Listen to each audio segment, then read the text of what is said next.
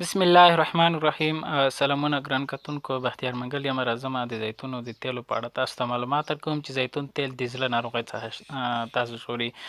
طبي څېړونکو یوه ډله په دې وروستیو کې په دې وتوانېدل کومه څېړنه یې وکړه چې زیتون تیل هغه تیل دی چې دا د روغتیا لپاره ډېر ګټور دی او د زړه ناروغۍ څخه مو ژغوري، ځکه چې زړه ناروغۍ کوم شریانونه د شریانونو پورې مربوطې ناروغۍ څخه مو ژغوري. زړه ناروغۍ په هغه وخت کې رامنځته کېږي کله چې شریانونو کې ستونزه پیدا شي او د زړه په رګونو کې ستونزه پیدا شي، د زړه ناروغۍ له منځه ځي. که چیرې په دې کې ستونزه پیدا شوه نو د زړه ناروغۍ پیدا کېږي، که چیرې ستونزه له منځه لاړه زړه ناروغۍ له منځه ځي.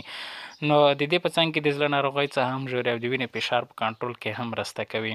برطانیې یوه سیمه ییز پوهنتون لخوا یوه څېړنه شوې ده چې په دې کې د زړه ناروغۍ اخته کسانو تش بولې وڅېړل شوې چې هغه د شپږ اونۍ وروسته دوی کوم زیتون تیل استعمال کوه، د هغه د کتلو څخه وروسته په نتیجه کې دا ثابته شوه چې هغه شریانونو فعالیت زیات شوی دی، هم د زړه حملې یې مخه نیولې ده.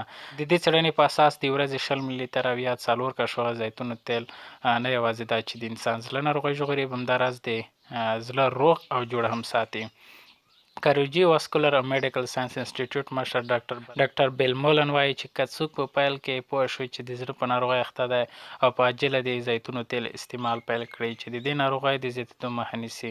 همداشان انسان اوچت بیه لرونکي درملنې او درمل څخه هم د زیتونو په استعمال سره ژغوري. دغه څېړنه کې 9 کسان په 2 ډلو ویشل شول چې یوه ډله هغه کسان وو چې په دوامداره توګه دوی زیتون تیل استعمالول او بل ډله هغه کسان وو چې د زیتونو تیل نه استعمالوه او دواړه د زړه معاینات ترسره شول. د 6 اونیو وروسته د دواړو ډلو د تشې بولې نمونې راواخیستل شوې، هغه وکتل شوې. کله چې دا ثابته شوه کوم کسان چې په دوامداره توګه زیتون تیل استعمالول په هغه کې د زړه د شریانونو بندېدلو مواد ډېر په چټکۍ سره له منځه تللي وو. په همدې اساس د څېړونکو په نظر زیتون تیل چې دی دا د زړه ناروغۍ څخه ژغورلو لپاره تر ټولو ګټوره او چټکه نسخه ده او د وینې فشار په کنټرول کې هم مرسته کوي.